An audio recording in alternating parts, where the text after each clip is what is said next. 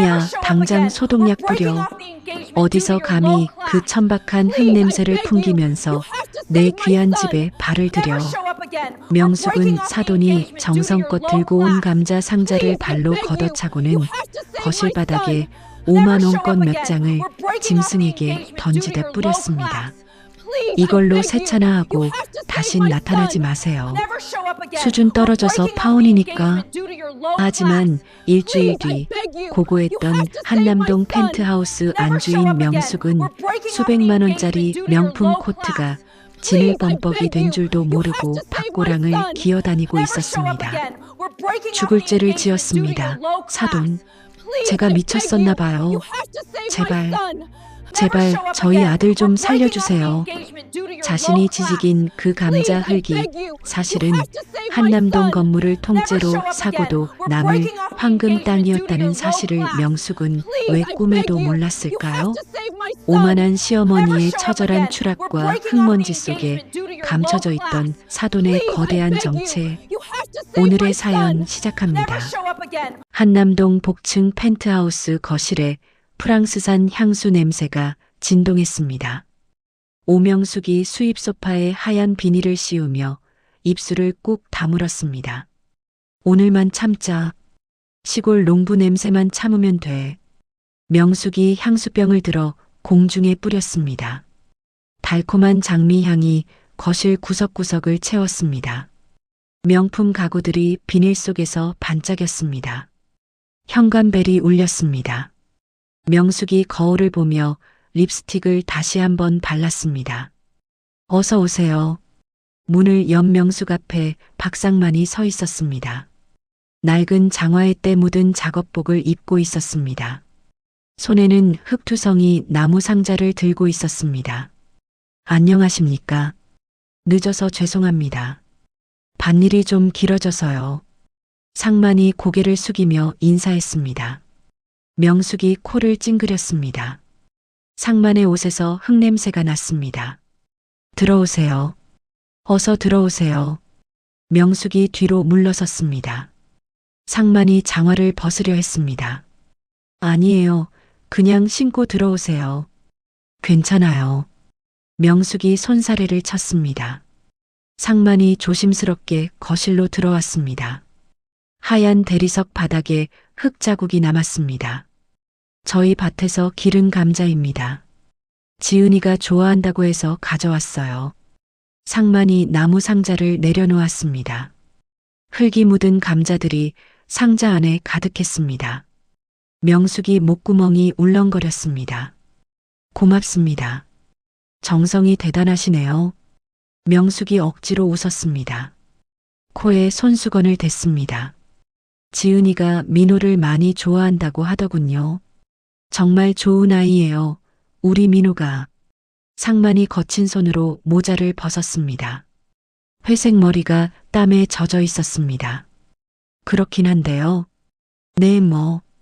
명숙이 입술을 씹었습니다. 상만의 손톱 사이에 검은 흙이 끼어 있었습니다. 혹시 차라도 한 잔 드시겠어요? 좋은 차가 있어요.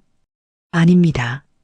고맙지만 일이 있어서 곧 가봐야 합니다. 상만이 시계를 봤습니다. 낡은 플라스틱 시계였습니다. 명숙이 자신의 다이아몬드 시계를 내려다봤습니다.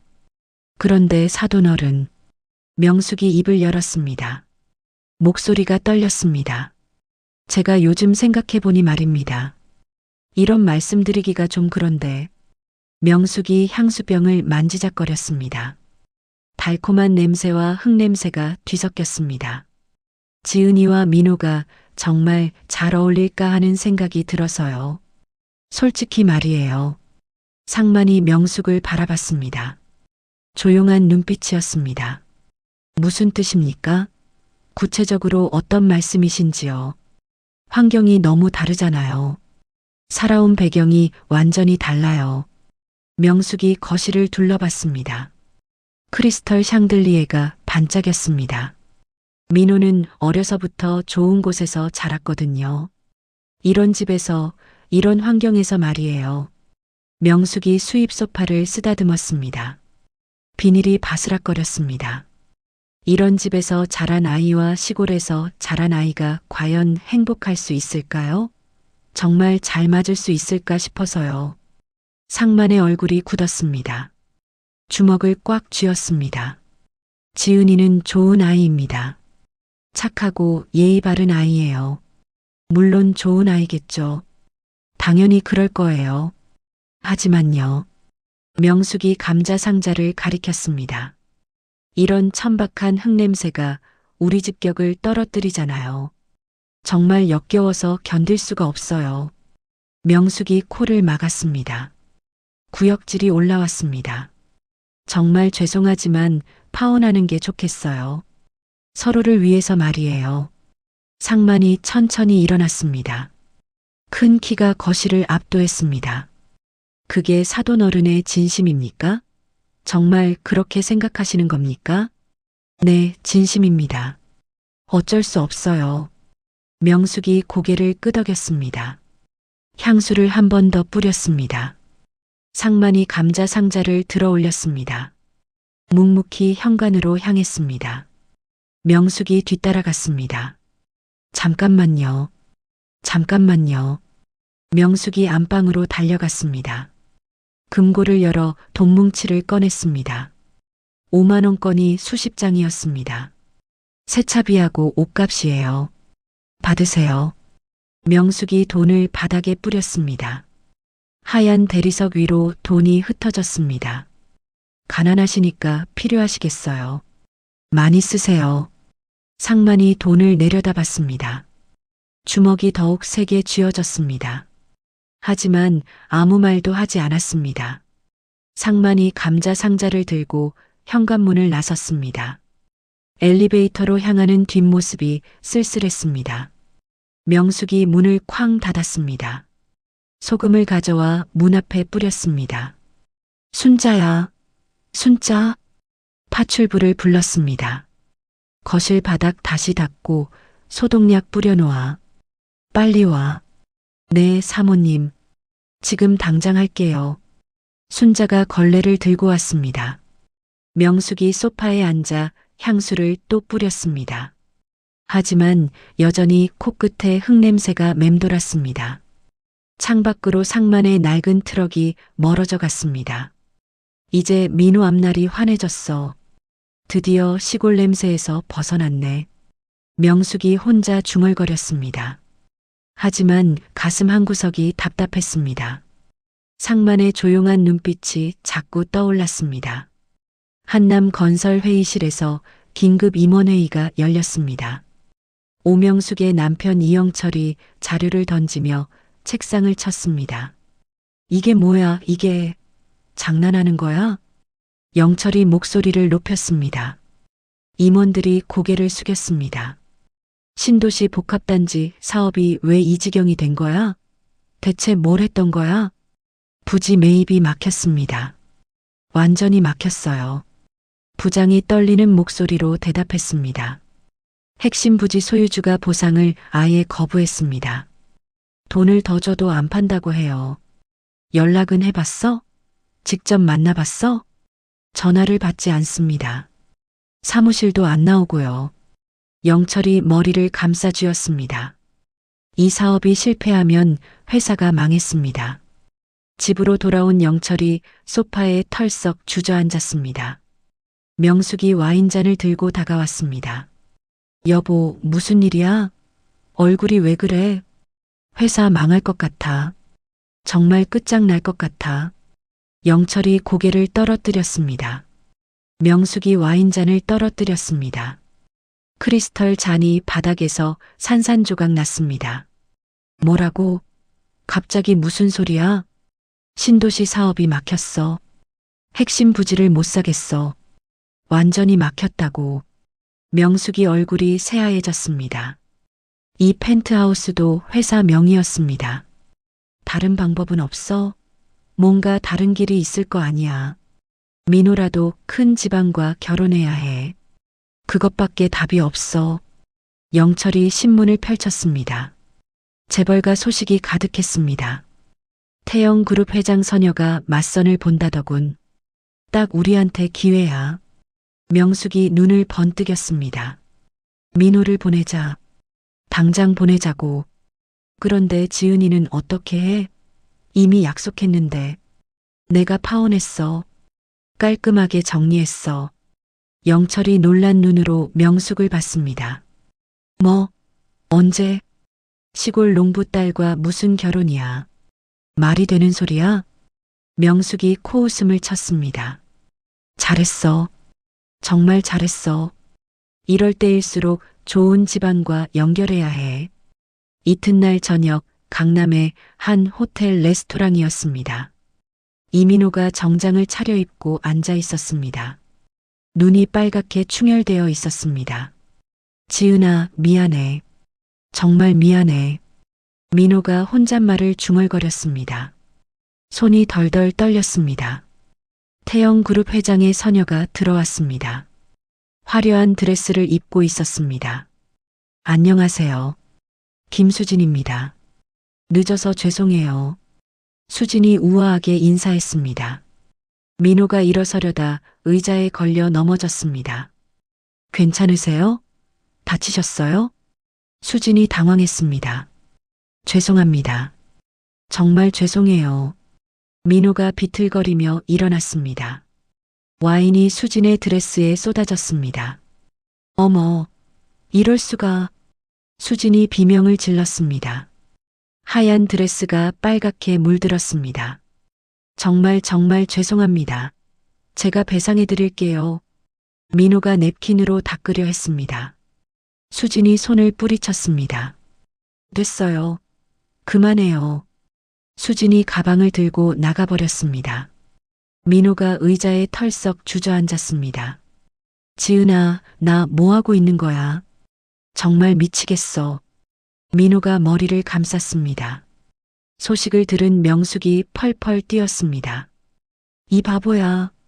기회를 그따위로 날려버리고 정말 답답해서 못 살겠어. 명숙이 민호의 뺨을 때렸습니다. 다 박지은 때문이야. 다 그년 때문에 정신을 못 차리는 거야. 명숙이 핸드백을 들었습니다. 내가 직접 정리하겠어. 확실히 정리하고 말겠어. 명숙이 지은의 회사로 향했습니다. 고급 세단이 빌딩 앞에서 멈췄습니다. 박지은 나와. 박지은. 명숙이 로비에서 소리쳤습니다. 직장인들이 놀라 쳐다봤습니다. 박지은이 어디 있어? 당장 나와. 사모님, 조용히 하세요. 여기가 어딘데요? 경비원이 말렸습니다. 지은이 엘리베이터에서 내려왔습니다. 차분한 표정으로 명숙을 봤습니다. 어머님, 무슨 일이세요? 갑자기 왜 이러세요? 너 때문에 우리 민호가 망가졌어. 완전히 망가졌다고. 명숙이 지은의 어깨를 잡고 흔들었습니다. 어서 민호한테서 떨어져. 당장 꺼져. 저는 아직 헤어지자는 말을 듣지 못했습니다. 민호 씨한테서요. 지은이 침착하게 대답했습니다. 이 뻔뻔한 년이 어디서 그런 배짱이 나와? 명숙이 손을 들어 올렸습니다. 지은이 명숙의 손목을 잡았습니다. 공개된 장소에서 이러시면 곤란합니다. 자제해 주세요. 지은의 목소리가 차가웠습니다. 놓아. 당장 놓으라고. 어머님이 먼저 진정하세요. 말로 해결하시죠. 지은이 명숙의 손목을 놓았습니다. 명숙이 비틀거렸습니다. 너 진짜 끝까지 버틸 생각이야? 명숙이 가방에서 돈뭉치를 꺼냈습니다. 이거 받고 꺼져. 이만하면 충분하잖아. 돈이 로비 바닥에 흩어졌습니다. 사람들이 웅성거렸습니다. 지은이 차분히 돈을 주어 명숙에게 건넸습니다. 필요 없습니다. 가져가세요. 이 고집 센 년이 돈도 싫다고 해? 명숙이 돈을 다시 바닥에 뿌렸습니다. 경비원이 다가왔습니다. 사모님, 나가주세요. 더 이상은 안 됩니다. 명숙이 끌려나가며 소리쳤습니다. 박지은, 너 두고 봐. 끝까지 안 물러서는지 봐. 지은이 로비 바닥의 돈을 바라봤습니다. 주먹을 꽉 쥐었습니다. 하지만 표정은 여전히 차분했습니다. 한남 건설 사장실에서 영철이 전화를 붙들고 있었습니다. 수화기 너머로 차갑한 목소리가 들렸습니다. 대출 연장은 불가능합니다. 더 이상은 안 됩니다. 제발 한 달만 더 기다려주세요. 딱 한 달만요. 영철이 애원했습니다. 이마에 식은땀이 흘렸습니다. 신도시 사업만 성사되면 바로 갚겠습니다.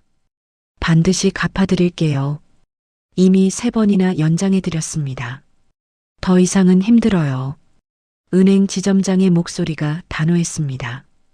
다음 주까지 전액 상환하세요. 마지막 통보입니다. 뚜뚜뚜. 전화가 끊어졌습니다. 영철이 수화기를 내려놓으며 한숨을 쉬었습니다.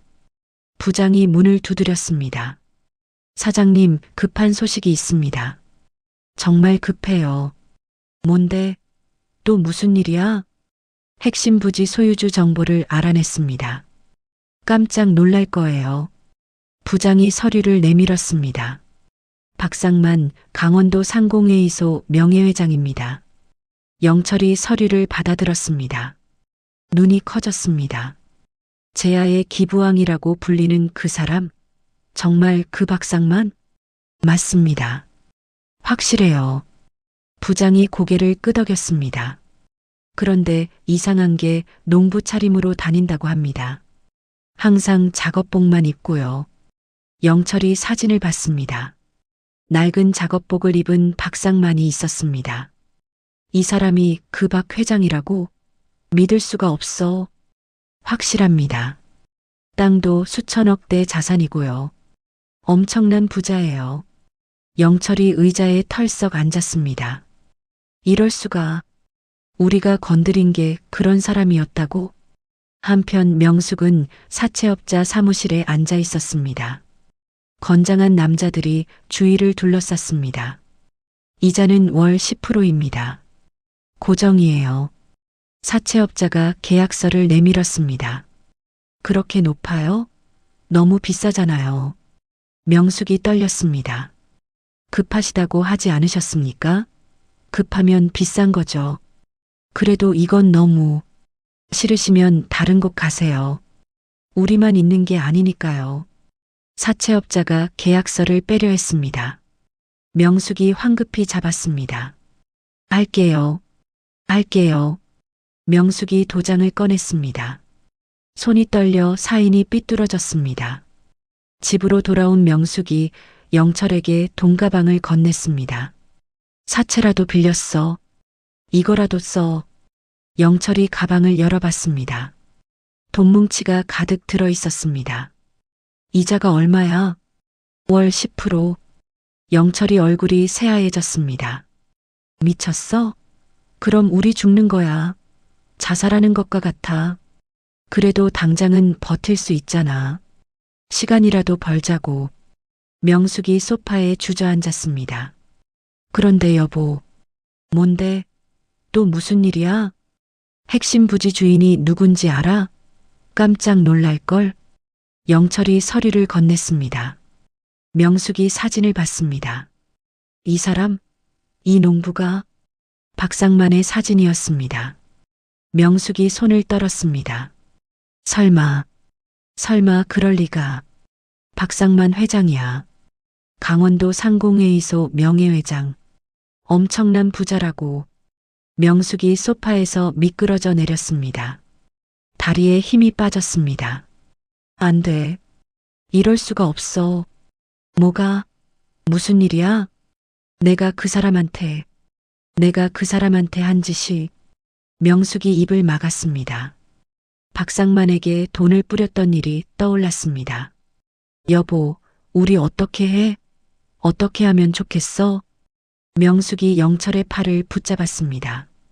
일단 박 회장님을 찾아뵙자. 무릎 꿇고라도 빌어보자. 영철이 일어섰습니다. 강원도로 내려가야겠어. 당장 가자. 이튿날 새벽 부부는 강원도로 향했습니다. 구불구불한 산길을 한참 달렸습니다. 박상만의 집 앞에 도착했습니다.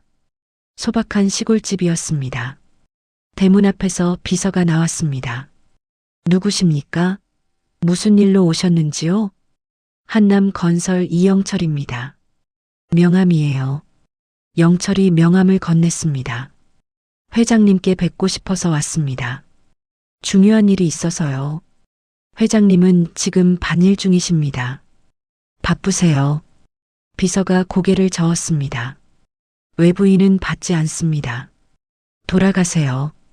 제발 한 번만, 딱 한 번만 뵈면 돼요. 명숙이 앞으로 나섰습니다. 정말 중요한 일이 있어서 왔습니다. 제발 좀, 안 됩니다. 절대 안 돼요. 비서가 단호하게 말했습니다. 돌아가세요. 약속 없이는 만날 수 없어요. 그때 고급 세단 세대가 들어왔습니다. 정부 번호판을 달고 있었습니다. 비서가 90도로 인사했습니다. 장관님, 어서 오십시오. 기다리고 계셨어요. 정장을 입은 고위 공무원들이 내렸습니다. 비서가 그들을 정중히 안내했습니다.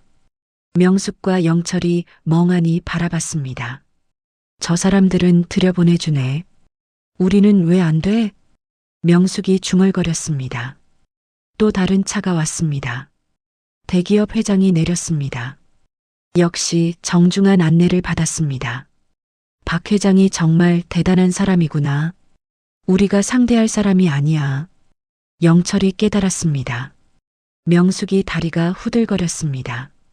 그런 사람에게 돈을 뿌렸다는 사실이 믿어지지 않았습니다. 여보, 우리 끝났어. 완전히 끝났어. 명숙이 차에 기대며 중얼거렸습니다. 해가 지도록 기다렸지만 만날 수 없었습니다. 부부는 허탈한 마음으로 서울로 돌아왔습니다. 한남 건설 건물 앞에 압류 딱지가 붙었습니다. 법원 직원들이 건물 출입을 통제했습니다. 직원들이 박스를 들고 하나둘 나왔습니다. 사장님, 월급 언제 받아요? 애들 학비가 있는데. 회사 문 닫는 거 아니에요? 정말 망하는 거예요? 영철이 직원들의 원망 섞인 시선을 받으며 차에 올랐습니다. 손이 떨려 시동을 걸 수 없었습니다. 펜트하우스로 돌아온 영철이 소파에 쓰러졌습니다. 명숙이 부엌에서 라면을 끓이고 있었습니다. 냉장고가 텅 비어 있었습니다. 여보, 라면밖에 없어. 이것밖에 남은 게 없어. 명숙이 그릇을 내놓았습니다.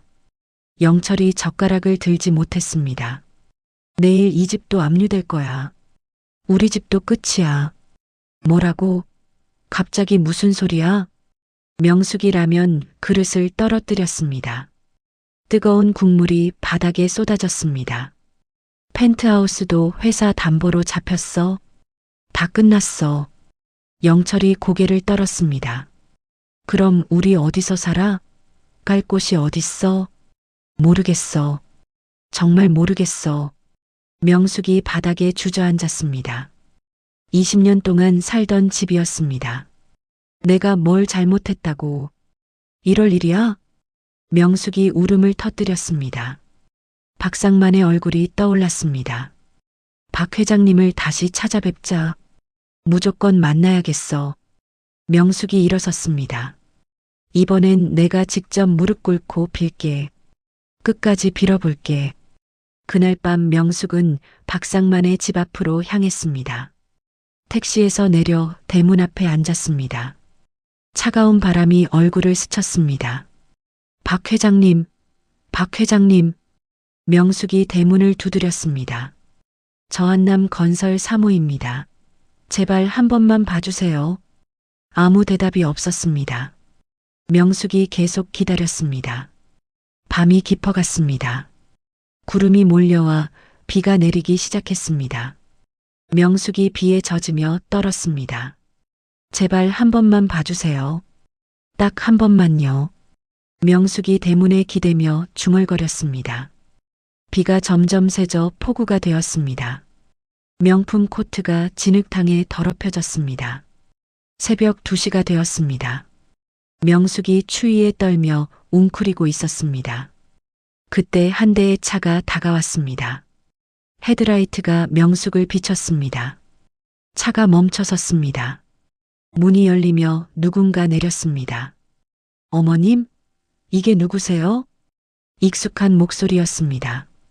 명숙이 고개를 들었습니다. 박지은이 우산을 들고 서 있었습니다. 지은아? 지은이가 왜 여기에? 명숙이 믿을 수 없다는 표정을 지었습니다. 여기서 뭐 하세요? 이 밤중에 왜 여기에? 지은이 차분히 물었습니다. 박 회장님을 만나려고. 제발 만나달라고 기다리고 있어.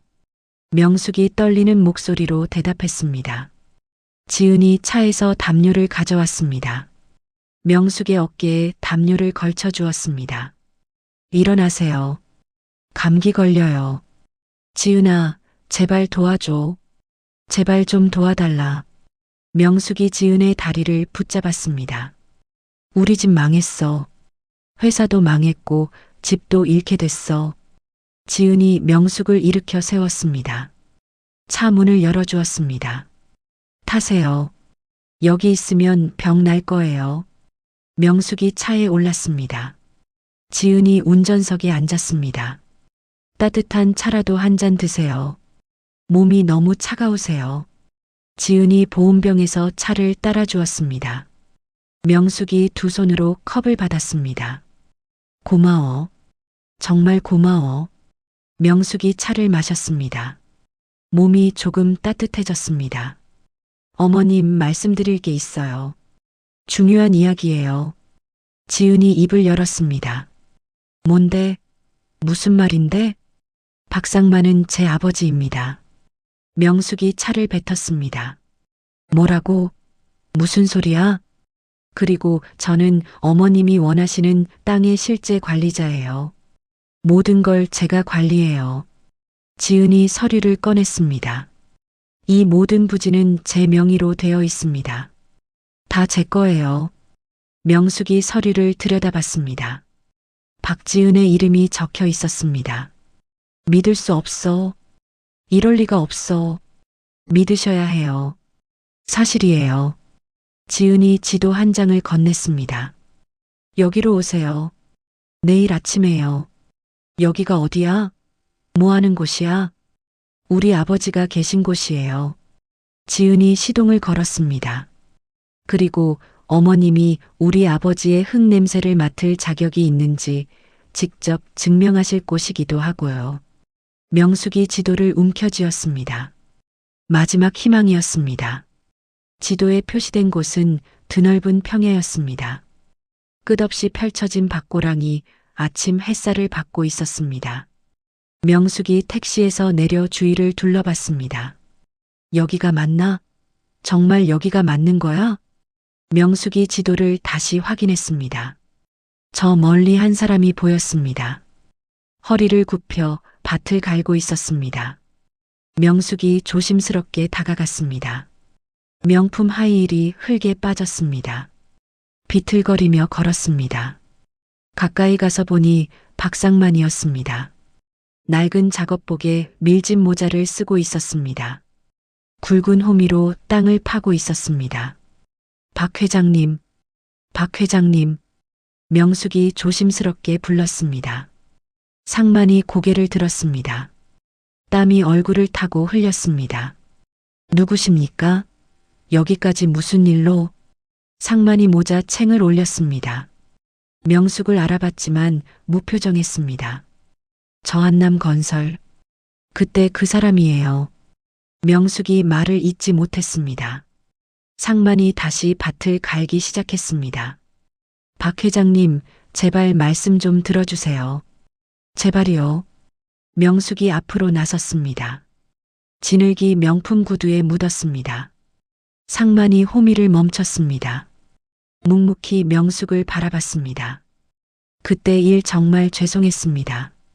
정말 죽을 죄를 지었어요. 명숙이 고개를 숙였습니다. 제가 정신이 나갔었어요. 완전히 미쳤었어요. 상만이 호미를 땅에 꽂았습니다. 일어서서 명숙을 내려다봤습니다. 돈을 바닥에 뿌리셨죠? 새차비랑 옷값이라면서요.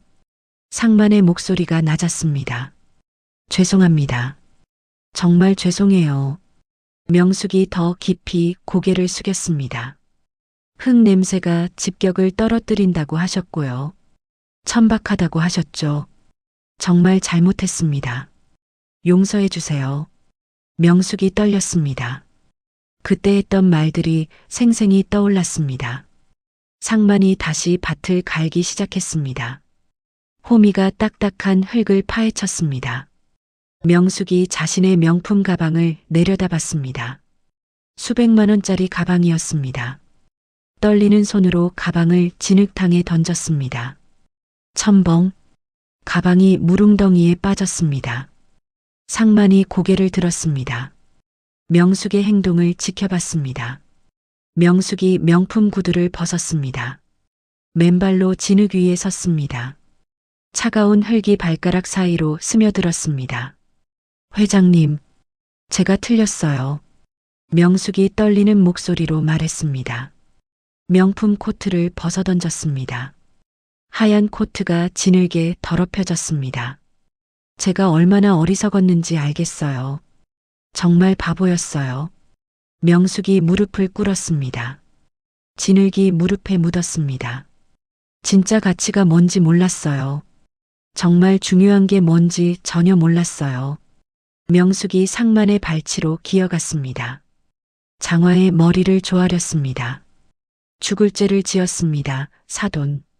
정말 죽을 죄를 지었어요. 명숙이 울부짖었습니다. 목소리가 들판에 울렸습니다. 제발 용서해 주세요. 제발이요. 명숙이 상만의 장화를 붙잡았습니다. 흙투성이 장화였습니다. 상만이 명숙을 내려다봤습니다. 조용한 눈빛이었습니다. 분노도 없고 동정도 없었습니다. 명숙이 계속 빌었습니다. 저희 집안 살려주세요. 제발 살려주세요. 민호 어머니 잘못이에요. 다 제 잘못이에요. 다시는 그런 일 없을게요. 맹세해요. 상만이 천천히 무릎을 굽혔습니다. 흙 속에서 감자 하나를 꺼냈습니다.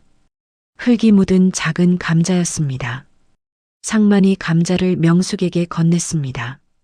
예전에 명숙이 구역질했던 바로 그 감자였습니다. 드세요. 드셔보세요. 상만이 처음으로 입을 열었습니다. 명숙이 떨리는 손으로 감자를 받았습니다. 흙이 손에 묻었습니다. 더 이상 구역질이 나지 않았습니다. 명숙이 감자를 입에 넣었습니다. 흙맛과 단맛이 함께 났습니다. 눈물이 뺨을 타고 흘렸습니다. 고맙습니다. 정말 고맙습니다. 명숙이 상만을 올려다봤습니다. 상만이 명숙에게 손을 내밀었습니다. 거친 손이었지만 따뜻했습니다. 명숙이 상만의 손을 잡고 일어섰습니다. 온몸이 진흙투성이었습니다. 하지만 마음은 처음으로 가벼웠습니다. 상만이 호미를 명숙에게 건넸습니다. 같이 일해봅시다. 같이 해보시겠어요? 명숙이 호미를 받았습니다. 처음 잡아보는 농기구였습니다. 상만이 밭고랑으로 돌아갔습니다. 명숙이 그 뒤를 따랐습니다. 두 사람이 나란히 땅을 갈기 시작했습니다. 저 멀리 지은이 차에서 내려 이 모습을 지켜봤습니다. 조용한 미소를 지었습니다. 한남 건설 사무실에 검찰 수사관들이 몰려들었습니다. 박스를 들고 서류를 가져갔습니다. 직원들이 불안한 눈빛으로 웅성거렸습니다. 무슨 일이에요? 왜 검찰이 와? 회계장부를 다 가져가네요. 뭔 일이래요? 수사관이 영철을 불렀습니다. 이영철 사장님, 동행해 주시죠. 지금 당장요. 무슨 일입니까? 갑자기 왜 그러세요? 영철이 당황했습니다. 공금 횡령 혐의로 조사받으실 분이 있습니다. 누가요? 누가 횡령을 했다고요? 아드님 이민호 씨입니다. 영철이 얼굴이 새하얘졌습니다. 민호가 뭘 했다는 거예요? 말도 안 되는 소리 하지 마세요. 회사 계좌에서 3억을 빼돌렸습니다. 명백한 증거가 있어요. 수사관이 서류를 보여줬습니다. 민호의 사인이 적힌 출금 전표였습니다. 이건 민호 사인이 아닙니다. 절대 아니에요. 영철이 소리쳤습니다. 필적 감정 결과 본인 사인이 맞습니다. 확실해요. 말도 안 돼요. 민호가 그럴 리 없어요. 그때 또 다른 수사관이 다가왔습니다. 이것도 확인해 보세요. 더 있어요. 항공권 예약 내역이었습니다. 민호와 지은 이름으로 된 해외여행 티켓이었습니다. 아들이 여자친구와 해외 도피를 계획한 것 같습니다. 확실해 보여요. 영철이 털썩 의자에 앉았습니다. 민호가 설마, 우리 민호가 그럴 리가. 한편 검찰청에서 조사를 받던 민호가 떨고 있었습니다. 저는 돈을 만진 적이 없어요. 정말 한 푼도 안 만졌어요. 민호가 부들부들 떨었습니다. 그럼 이 사인은 뭡니까? 이건 어떻게 설명할 건가요? 검사가 서류를 내밀었습니다. 어머니가 제 이름으로 했나 봐요. 어머니가 한 것 같아요. 증거가 있습니까? 확실한 증거 말이에요. 저는 그때 지은이와 헤어질까봐 정신이 없었어요. 아무것도 모르고 있었어요. 민호가 머리를 감쌌습니다. 해외 도피 계획은 어떻게 설명하시겠습니까? 그건 정말 모르겠어요. 전혀 모르는 일이에요. 검사가 냉소를 띄었습니다. 어머니 탓으로 돌리려고 하시는군요. 뻔한 수법이네요. 정말이에요. 거짓말 안 해요. 민호가 절규했습니다. 그 순간 조사실 문이 열렸습니다. 명숙이 들어왔습니다. 온몸에 흙이 묻어 있었습니다. 제가 했습니다. 다 제가 한 일이에요. 명숙이 큰 소리로 말했습니다. 어머니, 어떻게 여기까지? 민호가 놀라 일어섰습니다. 민호 사인을 제가 위조했어요. 제가 다 했어요. 명숙이 검사 앞에 섰습니다. 해외 항공권도 제가 예약했습니다. 다 제 짓이에요. 무슨 목적으로요? 왜 그런 일을 했습니까? 지은이와 헤어지게 하려고요. 둘을 갈라놓으려고 했어요. 명숙이 고개를 떨어뜨렸습니다. 민호가 지은이를 포기하지 않으니까 강제로 떼어놓으려고 했어요. 검사가 서류를 넘겼습니다. 그럼 아드님은 모르고 있었다는 얘기군요. 네, 민호는 아무것도 몰라요. 정말 아무것도 모르고 있었어요. 명숙이 눈물을 흘렸습니다. 처벌은 제가 받겠어요. 전부 제가 받을게요. 민호가 명숙에게 달려갔습니다. 어머니, 왜 그런 일을, 왜 그랬어요? 미안해, 민호야. 정말 미안해. 명숙이 민호를 껴안았습니다. 어머니가 너무 욕심이 컸어. 잘못 생각했어. 그때 명숙이 갑자기 기침을 했습니다. 붉은 피가 손에 묻었습니다. 어머니, 어머니. 민호가 비명을 질렀습니다. 명숙이 바닥에 쓰러졌습니다. 검사가 급히 구급차를 불렸습니다. 119입니다. 급한 환자가 있어요. 민호가 명숙을 부축했습니다. 어머니, 정신 차려요. 어머니. 명숙의 얼굴이 창백했습니다. 입에서 계속 피가 나왔습니다. 지은이한테. 명숙이 힘없이 중얼거렸습니다. 미안하다고 해줘. 정말 미안하다고. 어머니. 구급차가 도착했습니다. 응급실로 향하는 구급차 안에서 민호가 지은에게 전화했습니다. 지은아, 어머니가 쓰러졌어. 피를 토하고 쓰러졌어. 지금 어디예요? 어느 병원이에요? 지은의 목소리가 차분했습니다. XX병원으로 가고 있어. 빨리 와줘.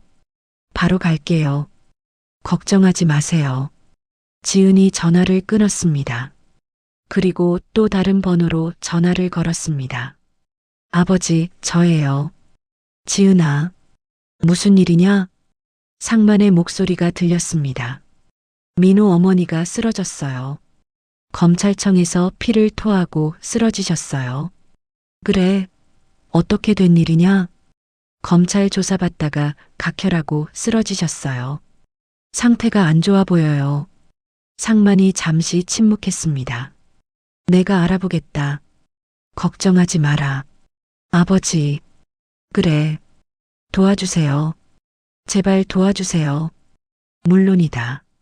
우리가 해야 할 일이야. 지은이 안도의 한숨을 쉬었습니다. 상만이 움직이기 시작했습니다. 상만이 명숙을 시골집 안방으로 옮겼습니다. 하얀 이불을 덮어주고 옆에 앉았습니다. 명숙이 눈을 떴습니다. 여기가 어디죠? 이게 어디예요? 명숙이 약한 목소리로 물었습니다. 제 집입니다. 우리 집이에요. 상만이 젖은 수건으로 명숙의 이마를 닦아줬습니다. 왜 저를? 제가 그런 짓을 했는데 왜 저를? 환자를 그냥 둘 수는 없죠. 당연한 일 아닙니까? 상만이 죽을 떠서 명숙에게 건넸습니다. 드세요. 몸에 좋은 거예요. 명숙이 떨리는 손으로 숟가락을 들었습니다. 구수한 맛이 났습니다. 고맙습니다. 정말 고맙습니다. 천천히 드시고 푹 쉬세요. 몸이 많이 약해져 있어요. 상만이 일어서려 했습니다. 명숙이 상만의 소매를 잡았습니다. 민호는 어떻게 됐어요? 우리 민호 어떻게 됐나요? 걱정 마세요. 걱정할 것 없어요. 상만이 다시 앉았습니다. 제가 알아서 하겠습니다. 다 해결해 드릴게요. 상만이 휴대폰을 꺼냈습니다. 전화번호를 눌렀습니다. 김 변호사님, 저 박상만입니다. 수화기 너머로 정중한 목소리가 들렸습니다. 회장님, 안녕하십니까? 오랜만이에요. 급한 일이 있어서 연락드렸습니다. 부탁할 게 있어요. 상만이 밖으로 나가 통화했습니다. 이튿날 아침 검찰청에 유명한 변호사가 나타났습니다. 뒤따라 법조계 원로들이 줄지어 들어왔습니다. 민호 씨 사건을 맡게 된 김철수 변호사입니다. 김 변호사가 명함을 건넸습니다. 검사가 놀란 표정을 지었습니다.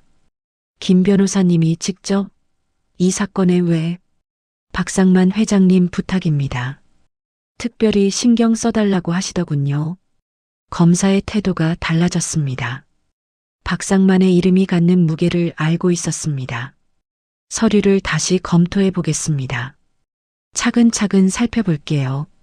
김 변호사가 서류를 꺼냈습니다. 명숙 씨의 자필 진술서입니다. 직접 쓰신 거예요. 명숙이 병상에서 쓴 진술서였습니다. 아들 모르게 사인을 위조한 경위가 상세히 적혀 있습니다. 검사가 진술서를 읽었습니다. 해외 도피설도 어머니의 독단이었군요. 아들은 전혀 몰랐고요. 민호 씨는 완전히 피해자입니다. 어머니 때문에 피해를 본 거예요. 김 변호사가 단호하게 말했습니다. 어머니의 과도한 통제 때문에 벌어진 일이에요. 검사가 고개를 끄덕였습니다. 민호 씨는 석방하겠습니다. 혐의가 없어요. 고맙습니다. 정말 감사합니다. 민호가 눈물을 흘렸습니다. 한편 상만은 은행 지점장을 만나고 있었습니다. 한남건설 부채를 제가 떠맡겠습니다. 전부 다요. 상만이 통장을 내밀었습니다. 전액 상환하시겠다고요? 엄청난 금액인데요. 지점장이 놀랐습니다. 네, 지금 당장 처리해 주세요. 바로 해결하고 싶어요. 하지만 조건이 있습니다. 상만이 서류를 꺼냈습니다. 한남건설을 사회적 기업으로 전환해야 합니다. 완전히 바꿔야 해요. 지점장이 서류를 받습니다. 농업기술연구회사로 바꾸시는군요. 좋은 생각이네요. 젊은 인재들이 농업에 관심을 갖도록 하려고 합니다. 상만이 설명했습니다. 그리고 한남동 펜트하우스는 처분해서 장학금으로 써야 합니다. 지점장이 고개를 끄덕였습니다. 알겠습니다. 좋은 일 하시는군요. 저녁에 상만이 시골집으로 돌아왔습니다. 명숙이 부엌에서 저녁을 준비하고 있었습니다. 일어나시면 안 되는데요. 아직 몸이 약하세요. 상만이 말렸습니다. 괜찮아요. 많이 좋아졌어요. 훨씬 나아졌어요. 명숙이 웃었습니다. 건강한 얼굴색을 되찾았습니다. 민호는 어떻게 됐어요? 우리 민호 어떻게 됐나요? 석방됐습니다. 무사히 나왔어요. 정말요? 정말 나왔어요? 명숙이 기뻐했습니다. 고맙습니다.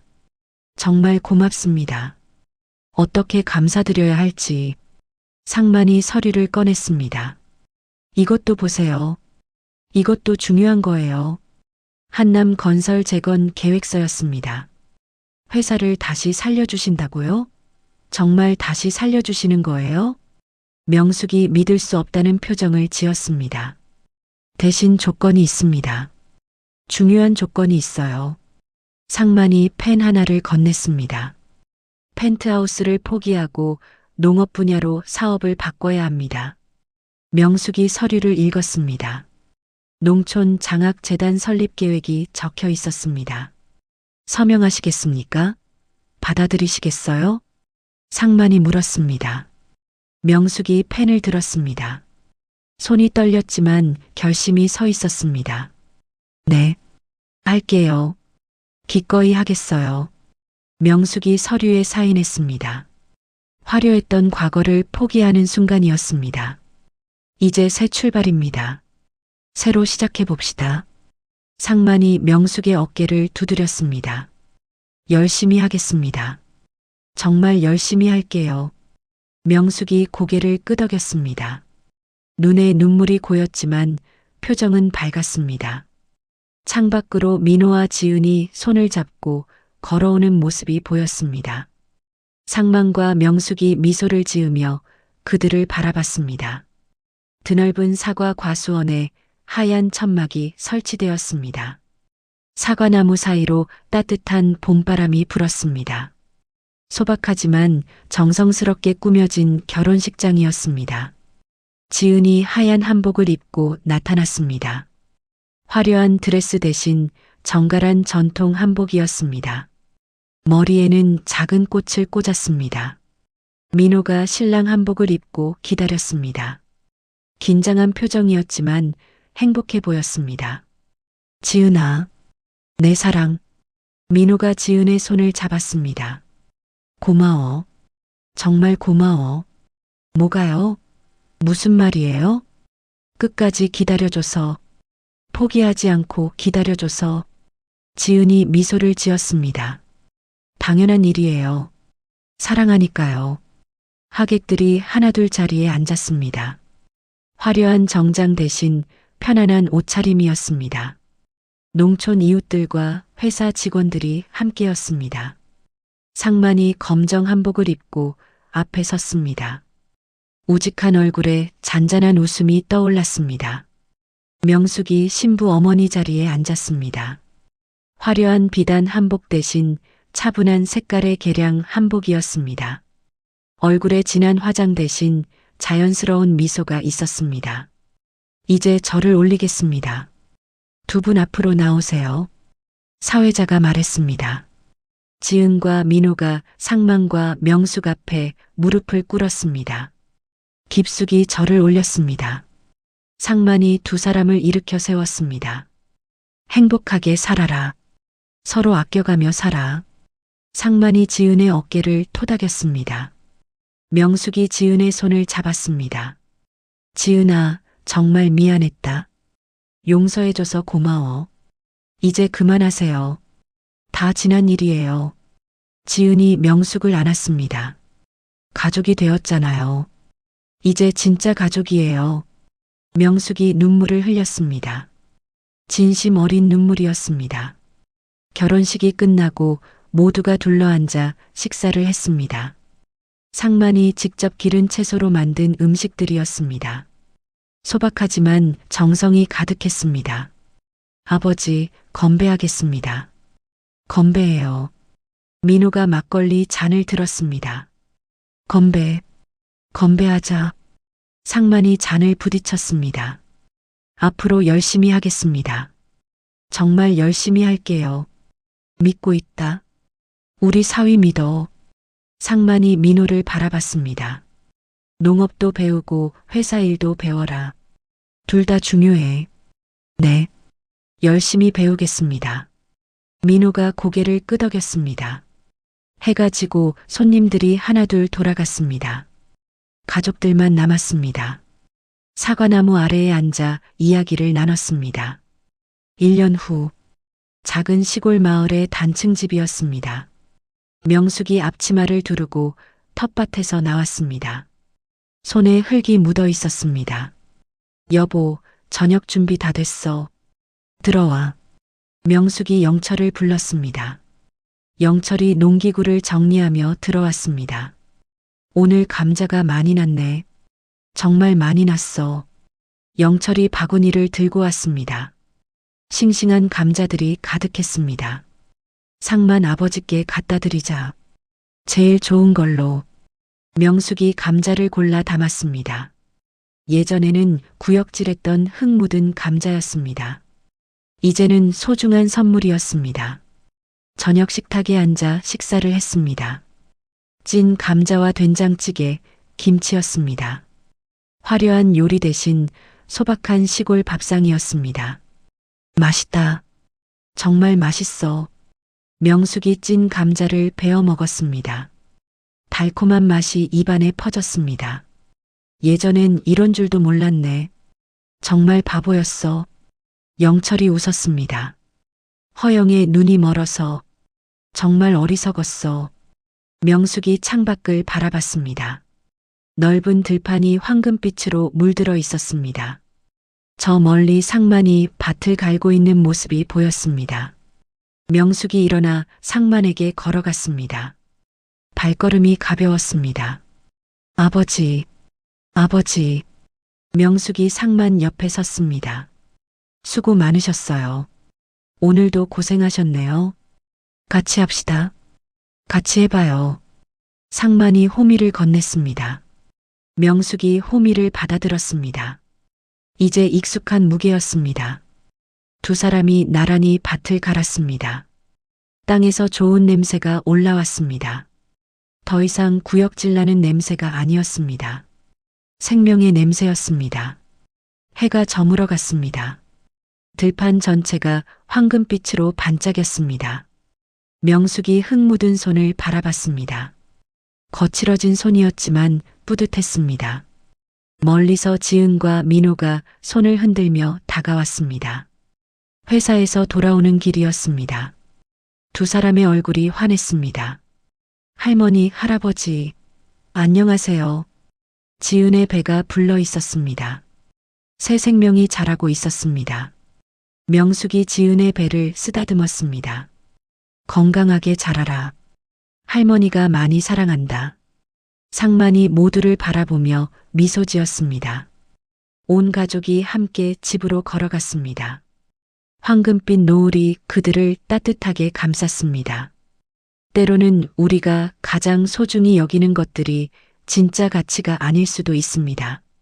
명숙이 그토록 자랑스러워했던 펜트하우스와 명품들은 결국 공허한 껍데기였고, 그녀가 그토록 경멸했던 흙냄새야말로 진정한 삶의 향기였습니다. 박상만의 거친 손과 낡은 장화 속에 숨어있던 따뜻한 마음, 지은의 조용한 인내와 사랑, 그리고 명숙의 뒤늦은 깨달음까지, 이 모든 것들이 모여 한 가족의 진정한 행복을 만들어냈습니다. 가끔은 우리도 명숙처럼 겉모습에 현혹되어 진짜 소중한 것들을 놓치고 살고 있는 것은 아닌지 돌아볼 필요가 있겠습니다. 흙 묻은 손으로 나누는 찐 감자 한 조각이 값비싼 와인보다 더 달콤할 수 있다는 것을 기억하면서 말입니다. 이야기를 끝까지 들어주신 분이 계시다면 잘 들었다고 댓글 하나만 남겨주세요. 감사합니다.